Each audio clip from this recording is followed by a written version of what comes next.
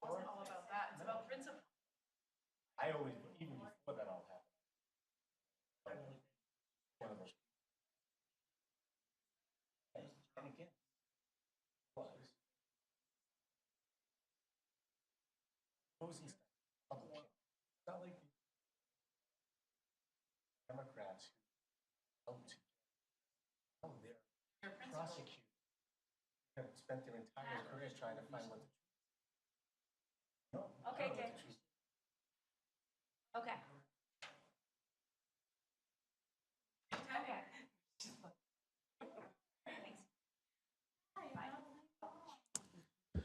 Good evening, everybody. With it being just after 6:30 on Tuesday, September 25th, 2018, I will call this meeting of the Webster School Committee to order and ask that we please stand for the Pledge of Allegiance. I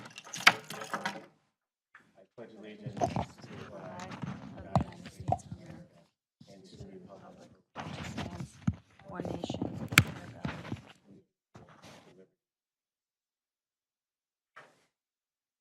For those who may be watching, I'm never quite sure if there ever is anyone. I just want to apologize for the delay. We had a few slight technical issues. First item on the agenda, I will entertain a motion to approve our meeting minutes from September 11th, 2018. So moved. Second. There's a motion and a second. Any further discussion? Hearing none, Laurie, would you pull the committee, please? Yes. Yes. Yes. Next item on the agenda is the superintendent's report. Good evening, Mrs. Gogan. Good evening. How are you doing tonight? I'm a little wet. How is everyone? We're good, thank you. I have a very short report because I sent you a very extensive update last Friday. I would like to let you know that we have hired Erin Canty as our middle school adjustment counselor. Erin's been serving as the counselor for the Quest program over at the high school, and so she is now becoming an official employee of our district. So we're pleased about that move. Today we hired Andrea Amato. She's our new ELL teacher for Park Avenue Elementary School, and we hired another paraprofessional for Quest. His name is Alan Darnell. I would like to give you an update on the United Way Day of Caring. I had told them last year when I saw them doing such great work at our school district that I would be there to help this year, and I was.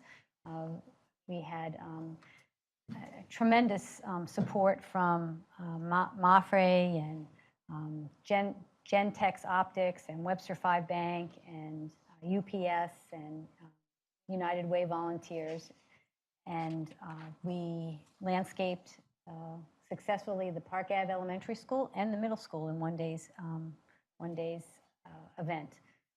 I was able to and was invited to attend the grand opening over at Mafre and got to meet the vice president. And there were hundreds of people volunteering all over, not just Webster, but Dudley Charlton. What a wonderful community event. So I will have committed to do that year after year with them. And a lot of our staff that have been, or people that have been coming and doing this for years here, so they have a special place in their heart. They have a little nickname for themselves over at the Webster Middle School, the group. And they came over here to make sure that we had flowers over at the central office as well. And Monique was looking out her window going, we had just planted the landscaping. And Monique's like, what are you doing out there? What are you touching out there? I was outside in seconds. I'm like, wait, what are you doing? And they were just putting a mum in. Just say to put a couple mums. And they actually put mums where the cafeteria staff can see them too. So they were very, very thoughtful, and we're very grateful for that community support. I'd also like to let you know that you've been given the results from the surveys that we sent out to parents and staff. There's a basic overall message, and I think this information is being used in our district to improve our practices. Overall, I think the staff, some of our staff, as in many schools, have concerns about safety, behavior, and discipline. And they're also looking to increase ways to make our parents feel welcome in our school. Our staff have informed us that through this survey that they would like to increase the ways to get students interested in activities in our community. and they have ongoing concerns with student engagement and just things about culture. The parents' responses were overall, I thought, positive. There are some areas also noted for improvement around, again, behavior issues and discipline, student engagement with the community, and using our resources to help our kids. And an area that I think is important to note, that parents are looking for us to help teach students some more strategies with how to manage their emotions around learning. And I think that's important for us to take a pause and think about. Learning's not easy for anyone, whether you're an adult or a student, and you have to have self skills that you build up, that when you're failing, that you don't give up. And so that's the process of learning. So we're hoping to share that information with our staff and use this tool as a way to improve our school. Other news that I'd like to fill you in on, we did receive, and I'm not sure I had told you, the $150,000 second year of the 21st Century Before and After School Grant. That program will start on September 24th. I want to thank Lois for her continued service to the district and making sure that program is ever-changing and interesting for our kids, and I think she's doing a great job with that. I want to give you a follow-up that I've had a second meeting with MAFRE Representative Linda Johnson, and we've made a wonderful connection. We are meeting again in a week or so with representatives from the Boston Children's Hospital. They have a great connection with the Boston Children's Hospital Prevention Program and some free educational programs that we can bring to our students and our staff. And we are brainstorming on really fun things that we can bring into the district, fun and educational. A couple of the things that we're thinking about are this Think First safety program that MAFRE will send in people to, and Boston Children's Hospital to do training for kids. We're thinking about doing a distracted driver, partnering with the DA's office and the state police, maybe to get the go-karts for kids to try, and having a guest speaker and having the Boston Children's Hospital come out and do that. And we're also thinking about a parent evening, safety evening, and coupling that with, in the spring, maybe a bike awareness and giving out helmets. So there's a number of things that the door has just opened up on. So I'm really excited about what's going to come from that partnership. I was able to attend the Gladys E. Kelly Library private event on Friday night because our students volunteered to be guides. I want to give a shout out to Janice Daniels and Donna Hurton for helping organize the students for this program. And I definitely am just going to give a shout out to the kids that helped from the Webster Middle School and Bartlett High School. Bradley, Shane, Josie, Dominica, Evan, Emily, Jason, Madison, Bradley, Gabrielle, Riley, Kayla, and Stephanie all gave up their time on Friday night to help give a tour of the most beautiful library you will ever see. It is absolutely gorgeous, and the light and the colors and the rooms for the different kids were phenomenal. We're thinking about, getting our students and trying to brainstorm ways to get all of our students into the library so they can get library cards and see what the library looks like. And I know we'll be doing some good work with them to make sure that our kids are accessing this beautiful new space in Webster and taking out books. We are hoping to be at their public grand opening as well, which is on September 29th, and we already have some of the same students and other students who are eager to volunteer. Around 8 o'clock, the students left, and they wanted to stay. They were having so much fun at the event, they wanted to stay. It's a very welcoming and comfortable place, and I give kudos to the committee that put that library together. It really is quite wonderful. And two other things I'd like to let you know. Our enrollment is up to 1,906 students. We have 459 at Bartlett High School. We have 573 at Webster Middle School, and we have 809 at Park Avenue Elementary School. And finally, I would like to let you know that the MCAS results for 2018 will be made public on Thursday. We've spent some time as administrators doing webinars to learn more about the new accountability system that we'll be using this year. It's important to note that the new accountability system is very different than last year's. And basically, it will be giving districts an overall classification, whether schools need assistance or don't need assistance.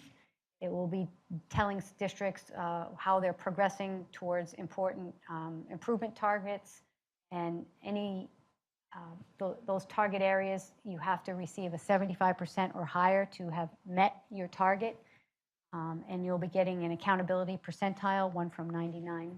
And you will be getting a determination whether you've met requirements, need assistance, need intervention, or need substantial intervention. The new accountability system is kind of complex, and their matrix is different. I'm not going to get into that detail because I don't fully understand it. We're all learning this new accountability system together, but basically they'll be given an achievement score, the district and the schools, student growth score for ELA and math, and the achievement score is in ELA, math, and science. They'll be looking at the high school completion rate. They'll be looking at English language proficiency and additional indicators of chronic absentee and advanced coursework completion. So I will be sending out a letter to staff and families, sort of outlining a very basic, detailed, easy to read description, and giving the information out when this becomes public on Thursday. And that concludes my report. Thank you very much. Any questions or comments from the committee? I ran into several people actually since Friday night who attended the event, and all of them said to me how much they enjoyed interacting with the students and how impressed they were. So it was, as usual, our kids make us look really good. And I just wanted to publicly thank you. I was looking through the pictures from the United Way Day of Caring, and I saw, I had to zoom in. I'm like, wait a minute, that's the superintendent shoveling mulch. And to me, it's honestly leading by example. And I know it means a lot to you, and I know that the volunteers have worked very hard for our district, but I want to thank you for that. Thank you. I'll just tell you a funny story. And Michael, you don't know this yet, but Michael had come out of the school at the middle school and was quite surprised to see me.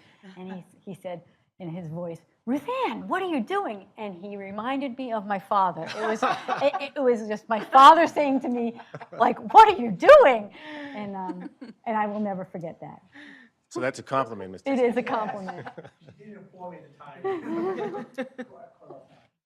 It was a surprise because I went over to Park Ave in the morning. I wanted to make the rounds and thank them for, contributing their time to help get the grounds in order. And as I was walking up the stairs and I was saying thank you, I see this lady over there with glasses on and a weed whacker in her hand, and she's smiling from ear to ear and cutting the hill, and it was Ruth Ann. She's like, "I don't get to do this at home." Peter doesn't let me touch those things at all. So it looked like she was having a little too much fun with it, but Custodians will let you help I out know. anytime, I so. know. On a great. more serious note, you did identify the one question/concern that I had in reviewing both the parent and the staff surveys. And that's that there were obviously very similar responses to those questions related to behavior, emotional support, et cetera. And I understand that this topic, we could spend hours talking about this, which I don't expect to at the moment. But it is concerning to me for several reasons. One, this was actually the topic over 10 years ago that I actually first got involved as a parent in working with administrators. And I do believe there's been tremendous improvement if I look back to the concerns I had as a parent 10 or 11 years ago. But I also know that we as a district, and I agree with this, have spent a tremendous amount of money on staffing. Every building has 1 or 2 behavior programs, multiple staff, guidance counselors, social adjustment counselors. I don't know for sure, but I also suspect that some of our special ed costs out of district are related to those students, and I'm not arguing that they shouldn't be in those placements, but I know a lot of effort goes into behavior and school safety and emotional support. And I was somewhat disappointed and concerned to see that result. And I guess the question is, as the leader of our district, what do you see the biggest issues going forward? And is the reality, and I understand we have a challenging population. I don't know for sure. I'm guessing it might be the 80-20 rule, because the older I get in life, the more things fit into that box. That, 20% of our kids might take up 80% of our time and our efforts and our energy. But what else could or should we be doing that would improve the results? Because it's interesting, the parents and the staff almost completely agreed of similar concerns. It's a great question, and I wanted to start by saying this survey was sent out in June, and a survey is a snapshot in time. And I personally think that we're working towards improving communication, and I think communication is key, whether that's to staff around particular students' needs or to parents about their child's needs. And sometimes there are communication breakdowns. And when there are communication breakdowns, the information doesn't get to the either party. And I think that's a breakdown. So I will say, I've only been here a year, we spend a lot of time putting our kids' safety first. And that means from administrators to principals talking to their staff, mandated trainings, and making sure that we are meeting kids, providing a safe environment and meeting them emotionally where they need to be. We have, as you know, through the budget last year, increased our support staffs in special education, our support staffs with team chairs, our support staffs with counselors. We are taking a closer look this year, a much closer look at our model for everything. So what I mean by that is we're looking deeper at what our substantially separate special education classrooms do. We're also looking at how we respond to crises and what is the protocol and what role and responsibilities people have. So we're looking at what counselors do across the board. Who are the main people that get called for crises? And then, to me, when people are responding that they're not feeling safe in a survey or they have concerns about bullying, I do believe that some of that has to do with a communication breakdown, whether they didn't get the end result of the situation or they got a piece of it. And so I believe as a district that we are continuing to improve our outreach to parents. Every chance we get, we want them to participate in their child's education. But the more we do things like I asked all the teachers to call home, to make that initial connection with families. That connection can't stop there. That has to be continued. The more we open up that two-way communication, the better we're going to know about the pieces of the puzzle. Because every student has different strengths and weaknesses. Every teacher has different strengths and weaknesses. Every administrator has different strengths and weaknesses. But the more we're communicating about that, the better off we're going to be. So in a roundabout way, I hope I answered your question. There's no magic potion. Safety is a priority. It's actually the number one priority. We cannot teach kids unless they feel safe, socially, emotionally, and physically.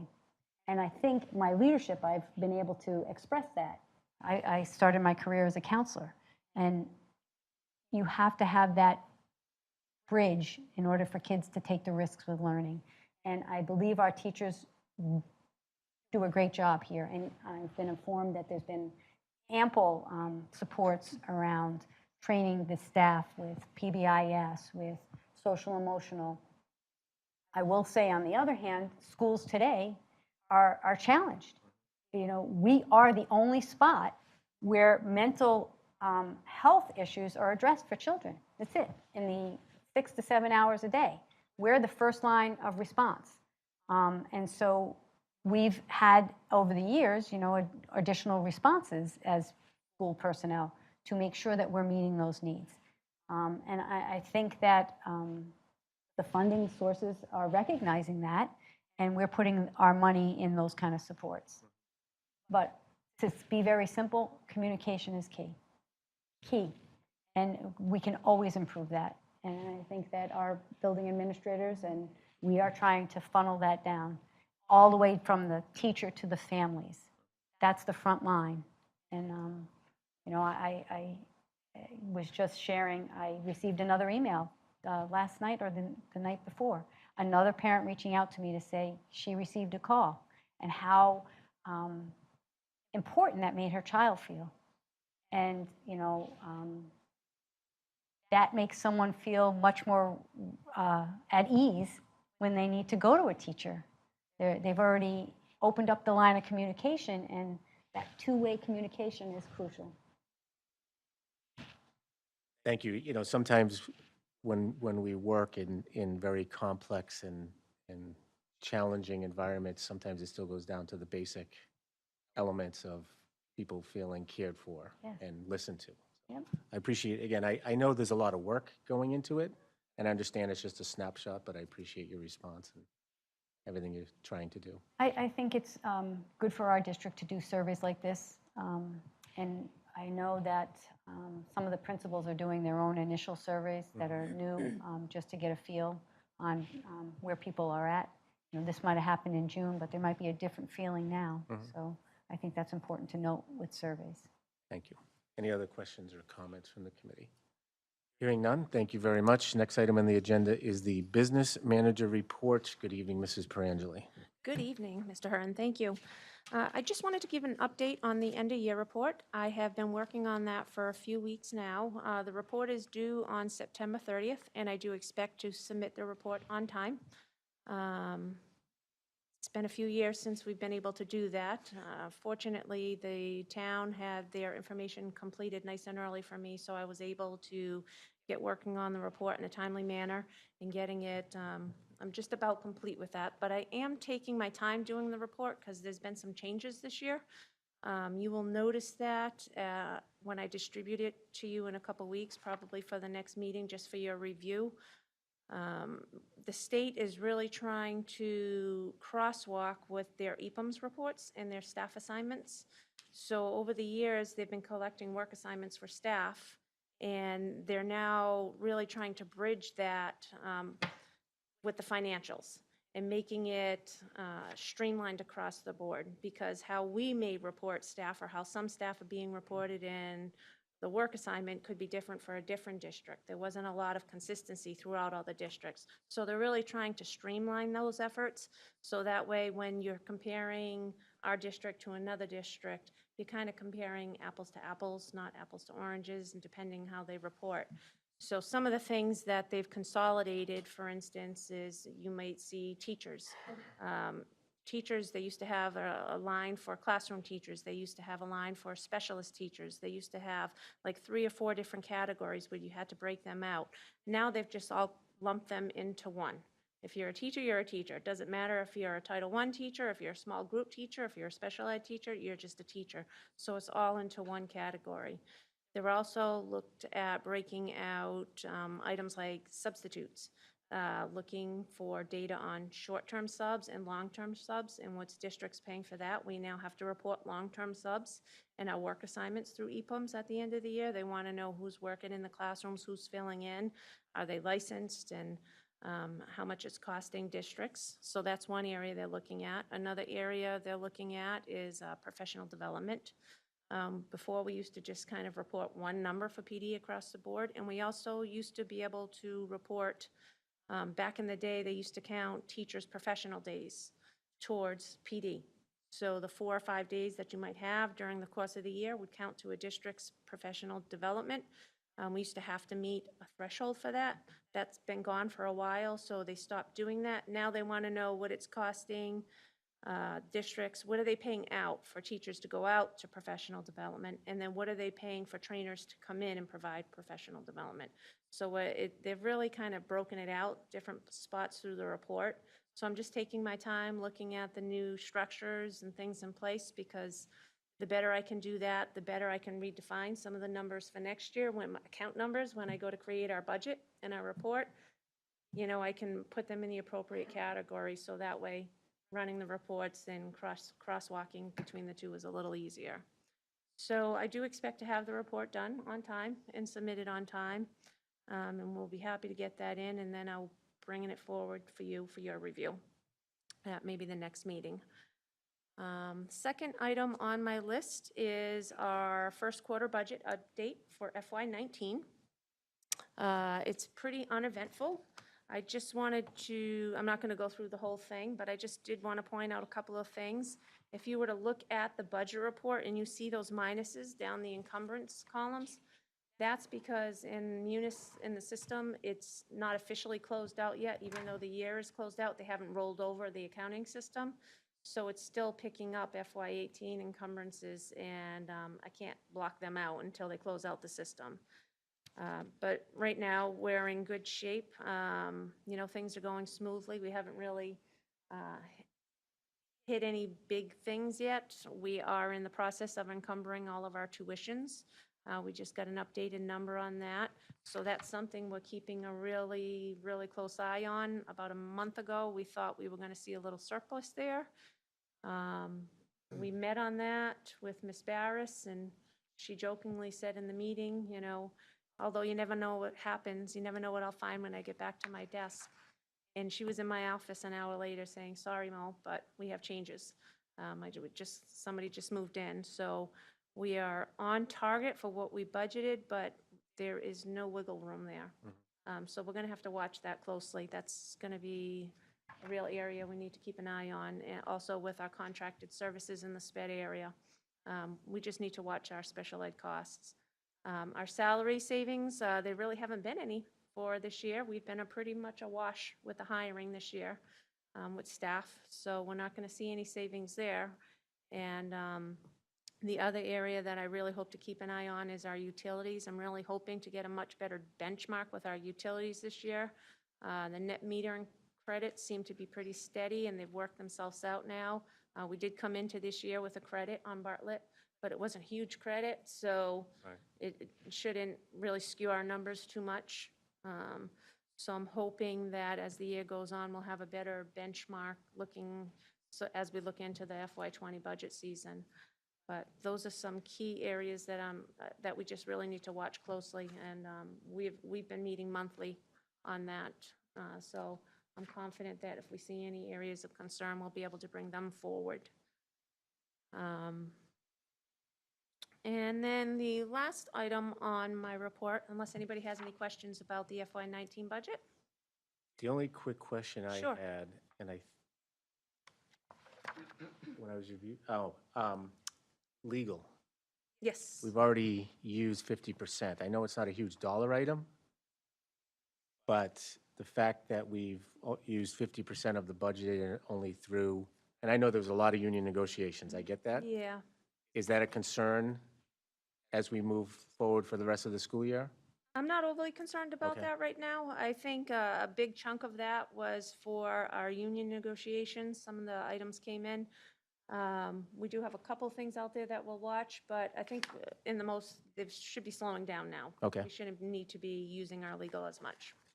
Because correct me if I'm wrong, when you mentioned the salary savings that we were hoping to potentially see, the final WEA contract was higher than what was budgeted. Mm-hmm. And we were hoping to try to make up some of that through these potential salary adjustments. Am I remembering the conversation Yep. correct? And we have taken some of that. We have Okay, absorbed some of okay. that. So Yep. you are accruing for Yes. some of that additional, Absolutely. 75 grand, is that roughly the total annual cost? I thought it was 90. 90, okay. I thought it was So 90. part of this, in your mind at least, you've already? Yes, I've offset in the salary Okay. adjustments. Yep. But I will keep an eye on legal. That is an area, but we shouldn't be seeing too many larger bills. You know, if anything, they're just questions that pop up here and there. We shouldn't be seeing anything big.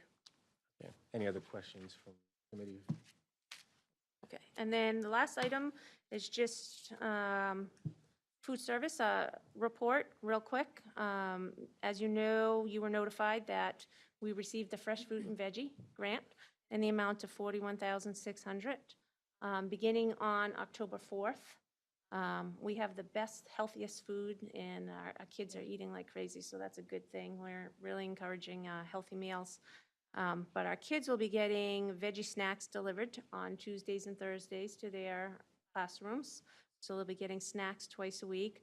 Our kitchen staff will be rotating through, all taking a turn, delivering the vegetables and prepping them and getting them ready for the kids. And then mid-year, we'll take a look and see if we have enough to expand out to a third day. But they're excited to get that program. The school, I want to thank Ms. Parmley. No matter what Ellen mentions, she's all in, and she's like, bring it on. And I can't thank enough for Ms. Nyland and Ms. Parmley for all their efforts and the staff at Park Ave, because it's not easy bagging 600 or 800 snacks to get to go to the rooms, and that's what they're doing. They're prepping them, bagging them, delivering them, keeping eyes out for allergies and things like that. It's a lot of work. They're And, very organized. yeah, they do it They with a have a smile very on their organized face. room. All of the ladies are really, They jump in no matter what. They're just always, looking for creativity. They're so proud of their plates when they're serving. So they go above and beyond over there, and I just wanted to say thank you and give them a nice shout out. Good. And Any- that concludes my report. Sorry, thank you very much. Any questions or comments from the committee? It is very pleasant to hear that the town hall is more on time, because since I've been on this committee, I know it has become very stressful for your predecessor and you to try to get that end-of-year report in, primarily because of the delays. Yep. Tim Bell has been doing a fantastic job, and we speak frequently. We have a very open line of communication, which is a pleasure. I have no concerns about his ability. The work is getting done, and I can't thank him enough. He was, I told him, I said, when I went down and we reviewed the report and went over what was needed and stuff, and I'm like, he's like, okay, I'll get it to you. And I'm like, you don't have to do it today. You have time. We have time. If I can have it by the 15th, that gives me enough time. I had it in August. So by the end of August, I had his report. So That's very great. pleased at the turnaround and just the open line of communication. I really appreciate that. So, And I think the Board of Selectmen, under their leadership, and especially the town administrators, if you look back 12, 18 months, and, there were a lot of issues for the entire financial aspect of what was going on in the town, and I think this is an example of how far they've come, not only from potentially a personnel standpoint, but processes and policies and communication. I know they've worked really hard, so. absolutely. Any other questions or comments from the committee? Hearing none, thank you very much. Next item on the agenda is the principal report to Michael Zajac Webster Middle School. Good evening, Mr. Zajac. Good evening, good evening. Well, I'm excited that we're back my second year and a lot of changes at the middle school so far. First one, we had a great opening. We really did. The students have been wonderful, the staff. We're really settling in. The open house was well attended. I did a short presentation for parents and guardians to view before they went to spend time with their kids' teachers. And it was a wonderful, well-attended evening. We had several different tables available. Ellen Nyland was there with food, of course, and the Boy Scouts were there, so it was a good showing. Breakfast in the classroom, again, was something that was rolled out last year, was discussed last year, and I wanted to hold off for a year, which I think was a good decision. We rolled it out this year. I'm proud to say that we have over 50% participation already. The numbers keep growing. Ellen has done a phenomenal job. She has a well-oiled machine there already. The teachers have been great. The students come in at 7:20 for breakfast, and they're like clockwork. They opening those doors at 7:20 before the bell even rings. They know what's going on, and our numbers will continue to increase, especially the 5th and 6th graders. They're familiar with this from Park Avenue. 7 and 8s are beginning to take advantage of it. What I'm also finding is many of our students like the quiet setting of a classroom. They're going in, they're seeing their teachers at 7:20, they're getting something to eat, and they're forming relationships. And I think that's a nice model that we have. And we do hope to hit 60% very soon. Okay, so it continues to increase.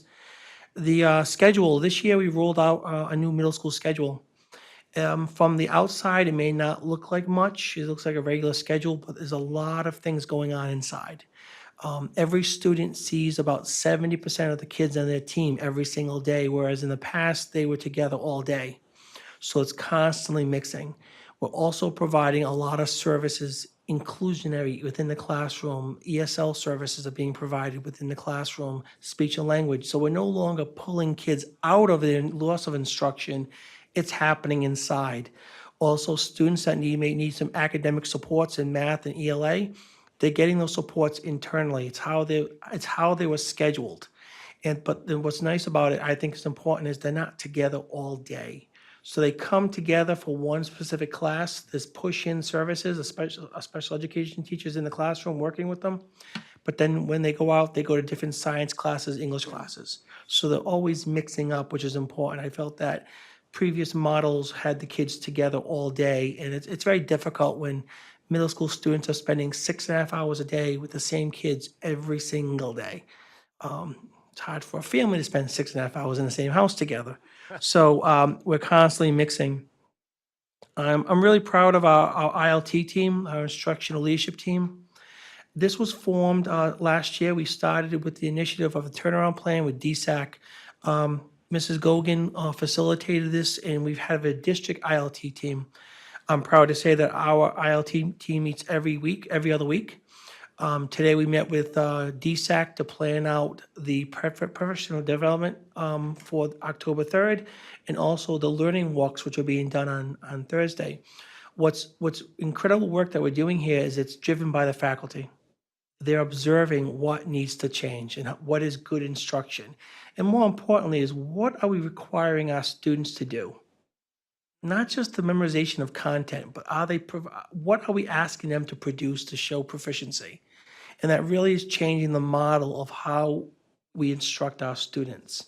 And we've done a lot of video work. So you're watching videos of teachers teaching, and we're sitting there and we're analyzing it. It's a lot different when you're watching a class being taught than teaching it. And you're able to sit back and say, what's a good instruction? So a lot of what we're doing is with the ILT team is working on presenting this information to our faculty. And they're taking, we did one thing that's called a tuning protocol, and we did this as a practice of how to look at our instruction and how to provide professional advice on how to improve the instruction with these specific areas of concern. And that's being done throughout every discipline. And so today we did that again. And it's a lot of wonderful work, it really is. The last thing I bring forward to you is when I was hired and interviewed over a year ago, I have always facilitated rewards. I think that we need to recognize our students for all the good that they do. We have done ice cream parties for honor roll. We've done ice cream parties for perfect attendance. We've done National Junior Honor Society induction, which I'm proud to say will be starting earlier this year. But one thing I've always done is I've offered 8th grade trips. And what I'll be proposing to you at the next meeting is a 3-day, 2-night trip to Washington, D.C. I have probably run this trip about 12 times. I don't go to Smithsonian to look at the sites. I look to see who donated the sites now, the items, because I've been there so much. And I've worked with this travel agency for a number of years, tour of distinctions, and we have a trip planned for the week after Memorial Day. So it's 2 nights, 3 days. We leave at 5 o'clock in the morning on Wednesday, and we're not returned back until about 10 or 11 Friday night. We go to the Arlington National Cemetery, Smithsonian's. We go to Philadelphia. We go on a illuminated tour of the Washington monuments at night. We actually have a dinner dance. We rent out a whole place, and the kids get to have dinner and the chaperones, and then they have a dance. It's really an incredible trip. And so I'll be proposing that. The cost is $500 a student. That includes all their meals, includes everything. And I do have a group of parent volunteers who are just ready to fundraise. They're ready to go. So I will be presenting this to you in 2 weeks. Okay? Any questions? Any questions or comments from the committee? Mr. Zajac, I did just want to ask about, you have a Spanish teacher now, correct? No, we're still looking. We have someone filling in who is Spanish as their native language, was on staff. We're not having much luck. We had an interview set up today, and unfortunately, that candidate was unable to make it. And we are going to repost this tomorrow. So we are to be honest with you, I've actually resorted to calling people. School Spring has a feature where you can find certified people, and I started to call them at their house. That had some wonderful conversations with people. So I've even resorted to doing that, trying to find someone qualified for us. But as of right now, we have not found anyone. So students don't have Spanish in their schedule, They correct? do. They do. A lot of it is culture and conversational Spanish. And the young lady we have filling in for us right now, who's on staff, actually does our translations for us. And so she is Spanish speaking, and she's been doing a lot of communication Spanish with them, and a lot of culture. I had a parent express a concern about that his child had to choose between Spanish and band or chorus. That's correct. And it is a challenge because we have 6.5 hours in a day. We are mandated with physical education and we're required for STEM. So it limits, we have 8 blocks. And I did meet with a couple parents and explain to them how this works. It is difficult. It is difficult. So you have 8 blocks in a 6-day cycle to fit in physical education, STEM, and then the art, then band and chorus. So it is a challenge. My hope is over time is to find a way to resolve that matter. Okay, but it's challenging. You know, there's so much we want to offer, but there's limited time, and that's a challenge that we have. Any other questions or comments from the committee? Excited about the DC trip? And, you know, just once again, I have no idea what goes into making a school schedule, but I can only imagine. I think when we were doing the tour back in the end of August, you were still trying to tweak it. So I know you did that last summer, your first summer quickly, I Yes, believe. And so again, just thank you to you and your team. wonderful. I've received most often than not compliments and positive feedback about everything that's going on at the middle school. So. It's a wonderful time. We're moving in the right direction. We're going to continue working in that direction, and we enjoy it. Thank you very much. Thank you. Next item on the agenda is the student update, Mariah Belletti. Good evening, Mariah. Good evening. Sorry, I have a cold. That's okay. So for my update for academics, we had the college fair on Friday for the seniors and juniors, and we had 57 visiting colleges, so I think that went really well. I personally talked to a couple of colleges that were on my list, and I got a lot of information that I needed. Also, university has now kicked off, and it will be taking place on Mondays, Wednesdays, and Thursdays. And this is an opportunity for students to go get tutoring, extra help from students and teachers, and just a quiet place to do homework after school in case they don't want to go home, in case they have younger siblings. Like I know I have younger siblings, and it's really hard to do work sometimes because they're always energetic. So I think that's a good opportunity for students to have a quiet place to study. As for athletics, we've had a lot of wins recently, which I think is great. For boys soccer, we had 2-0 over Quabog, 5-0 over Uxbridge, and 8-0 over Oxford. Girls cross country and boys cross country had a couple wins too. For JV volleyball, they had a victory over Grafton. I'm not sure by how much. I didn't hear that in the announcements. And then golf also had a victory over Oxford. And football also last Friday had a victory over Worcester Tech, 44-38. And girls soccer had a victory yesterday of 3-1 over Burncoat. For school clubs, we have the play auditions for the winter show just in the nick of time, and those were held last week, and I believe the positions were posted today. For yearbook club, that has started, and emails have been going out to all the seniors, and for their pictures, flashback pictures, I think we're doing pet pictures, and just a whole bunch of stuff to be sent through by December 1st, I believe. Art club has started, and that's going to be meeting on Wednesdays 2 to 3:30. And for students who couldn't fit yearbook club into their schedule, that will be taking place on Thursdays 2 to 3:30. And those two clubs and university also has late bus at 3:30, I believe. So we also have the American Sign Language Club, which began meeting yesterday, and that's with Miss Colson. And then the first blood drive occurred yesterday, and I personally didn't do it because that makes me really nervous, but I know a lot of students that did it, and they thought it went well. DECA finished selling their homecoming t-shirts as well as the senior class. I believe DECA sold about 80 t-shirts, I want to say, and I know the senior class only sold 50. So those are both pretty good outcomes for the short time they had to sell. And then also Diversity Club is prepping for Diversity Week, which will be taking place from October 1st to the 5th.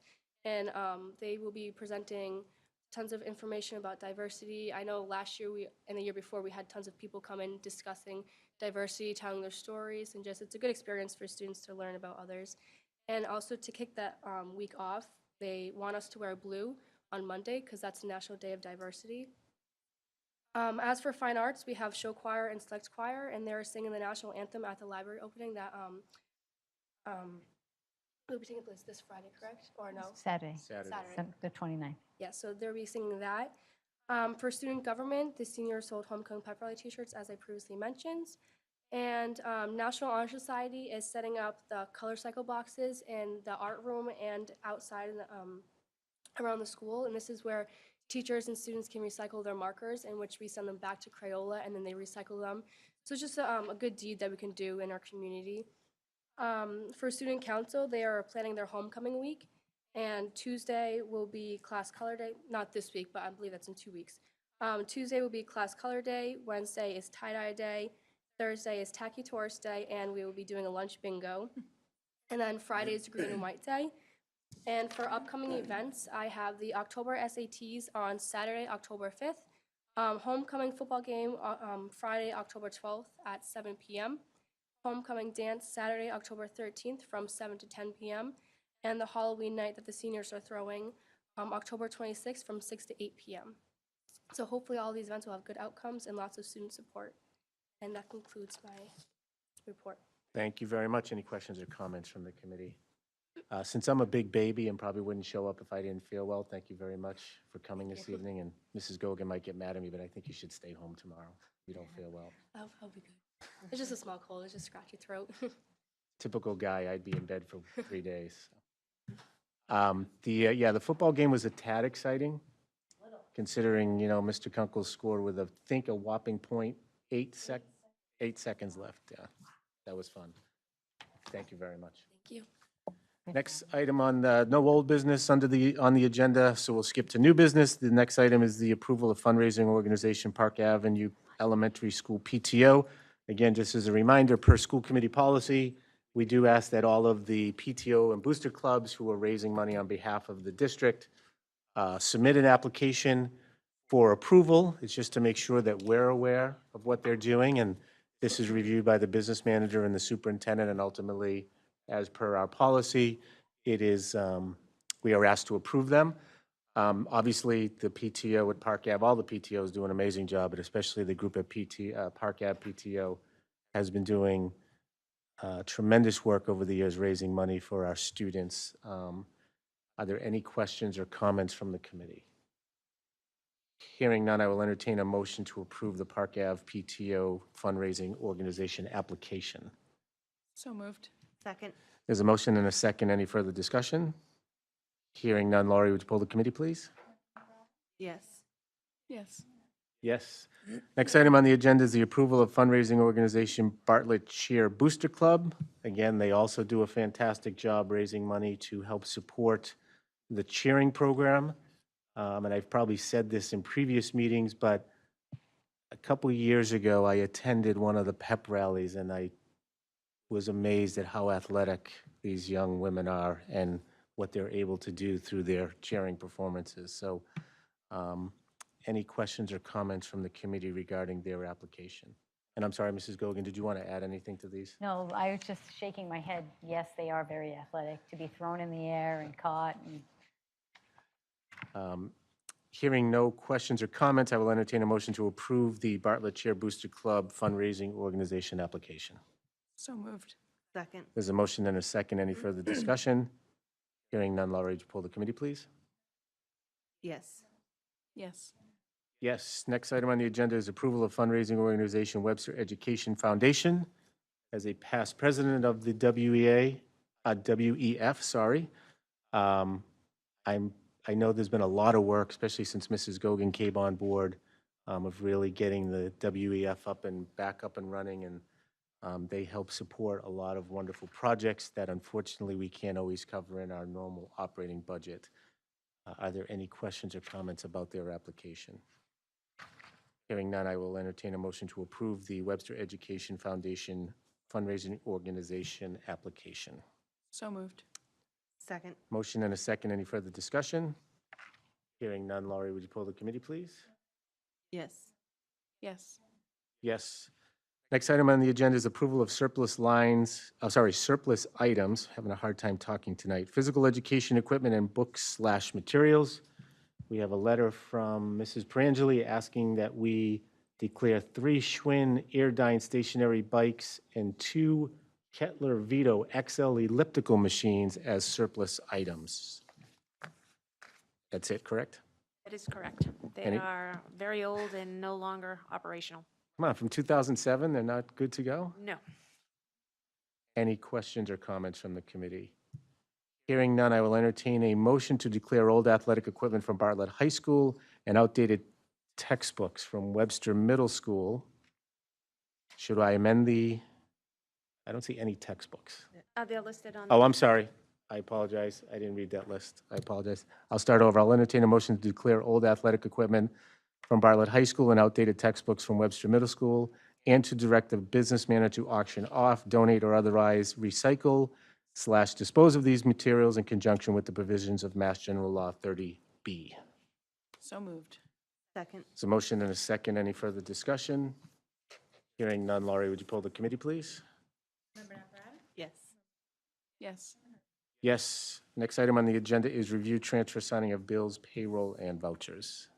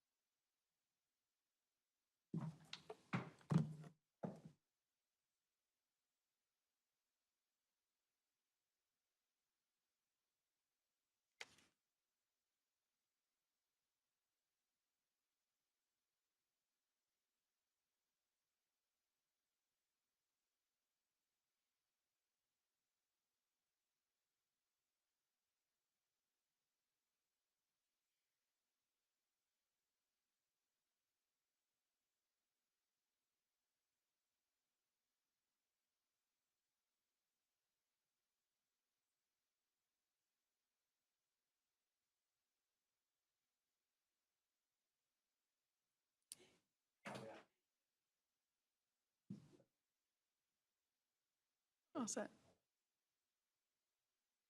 I will entertain a motion to adjourn. So moved. Second. There's a motion and a second. Laurie, would you pull the committee, please? Yes. Yes. Yes, meeting adjourned. Thank you very much, everybody.